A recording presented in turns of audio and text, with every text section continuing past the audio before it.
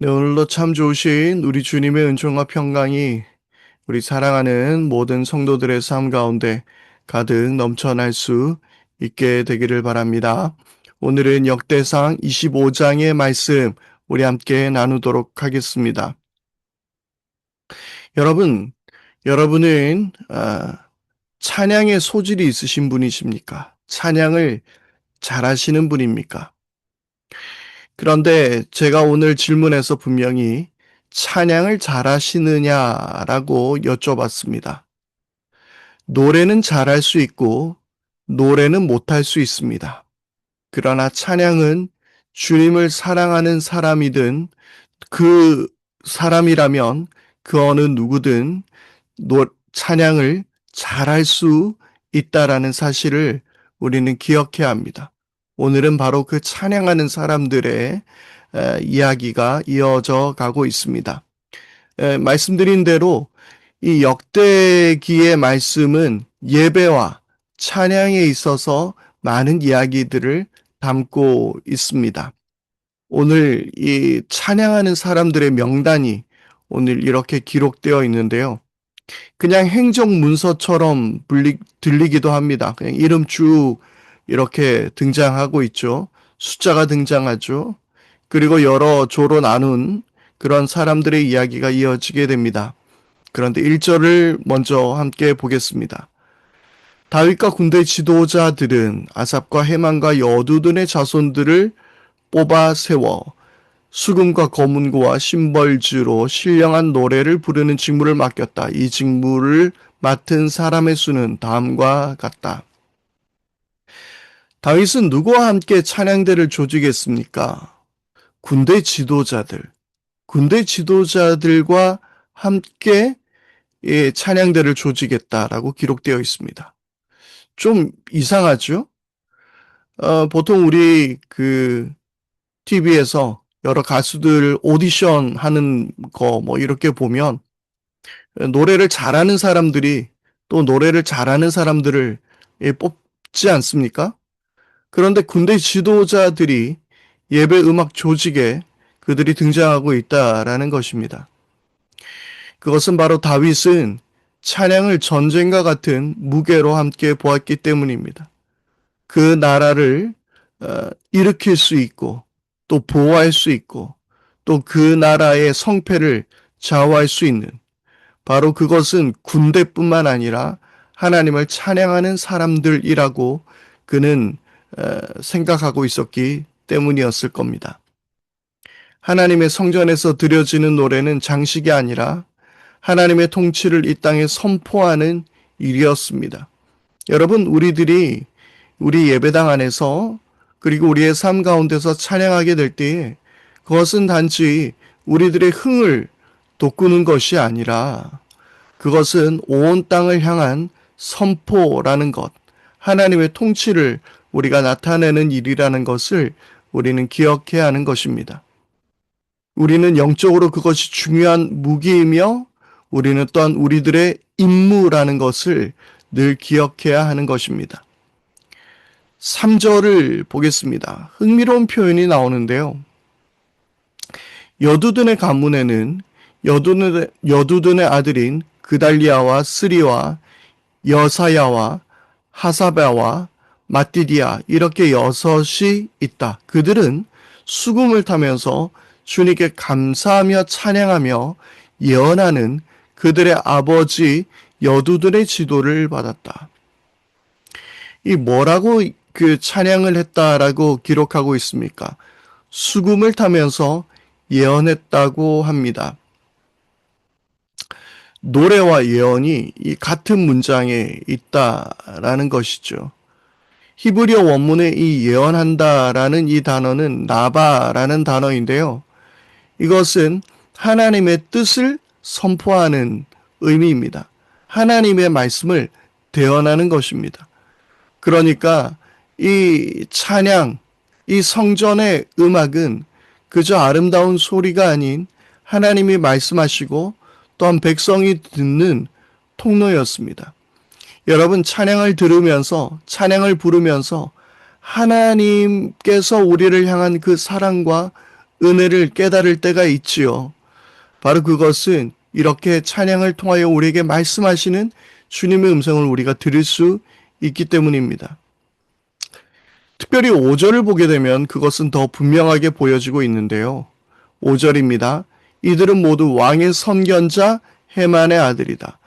그의 뿔을 높이 들어주시겠다는 하나님의 말씀대로 하나님께서는 헤만에게 14아들과 3딸을 주셨다. 헤만은 왕의 선견자라고 불렸습니다. 이 선견자는 하나님의 뜻을 보는 사람, 곧 예언자를 나타내는 말이기도 합니다. 헤만이 노래를 이끄는 것은 그의 음악 실력 때문이 아니었습니다. 하나님의 마음을 음악에 담아 백성에게 전달하는 사람이었던 것이죠. 왕의 선견자, 하나님의 뜻을 그 노래에 담아 불렀다는 것을 볼 수 있습니다. 그래서 찬양은 단순히 우리들의 감정의 표현이 아니라는 것입니다. 찬양은 하나님이 어떤 분인지 세상에 선포하는 행위라는 것이죠. 시편 33편 3절에 보면 새 노래로 주님을 찬양하면서 아름답게 연주하라라고 그렇게 말씀하고 있습니다. 새 노래를 부르라라고 말씀하고 있는 것이죠. 기계적으로 알고 있는 가사를 부르는 것이 아니라 우리들의 입술을 통하여 불러진 이 노래들이 사람들에게 그리고 이 세상을 향하여서 하나님이 어떤 분이신지 하나님이 하신 일들을 우리가 노래로서 나타내며 부르는 것, 바로 그것이 우리들에게 새 노래가 될 수 있는 것입니다. 그리고 7절과 8절 말씀, 매우 인상적인 말씀을 보게 되는데요. 이들과 이들의 친족의 수는 모두 288명이다. 이들은 모두 주님을 찬양하는 법을 배운 능숙한 사람들이다. 이들이 제비를 뽑아서 책임을 맡을 때는 대가나 초보자나 스승이나 배운 사람이나 구별을 두지 않았다. 288명이 24개 조로 나뉘어졌습니다. 이 정교한 조직에서 주목해야 될 것은 숫자가 아니라 그 조를, 그 반열을 어떻게 나누었느냐라는 것입니다. 그것은 대가나 초보자, 스승이나 배운 사람, 구별을 두지 않았다라는 것이에요. 경력이 오래된 사람과 막 시작한 사람이 같은 방식으로 자리를 받았다는 것입니다. 실력으로 서열을 매기지 않았다라는 거예요. 여기에서 이 제비를 뽑는 것은 단순한 추첨이 아니라는 것을 지난 말씀에서도 우리는 보게 되었죠. 하나님은 이 제비 뽑기를 통하여서 그분의 뜻을 보이시기도 했습니다. 내가 어떤 자리에 서게 되었는지 그것은 내 실력의 결과가 아니라 하나님이 우리를 세우셨다라는 것을 우리는 기억해야 하는 것입니다. 내가 남들보다 뛰어나서 그 자리에 하나님이 부르신 것이 아니라 하나님의 은혜로 우리는 부르심을 받았다라는 것입니다. 우리 교회 안에서 맡은 역할, 그리고 우리의 삶의 각자의 자리가 우리의 능력으로 결정된 것이 아니라는 것이지요. 하나님이 그 소명을 주셨고, 하나님이 그 직분을 주셨고, 하나님이 그 자리에 서게 해주셨다라는 것입니다. 그리고 말씀드렸듯 이 찬양은요, 우리들의 실력이 아닙니다.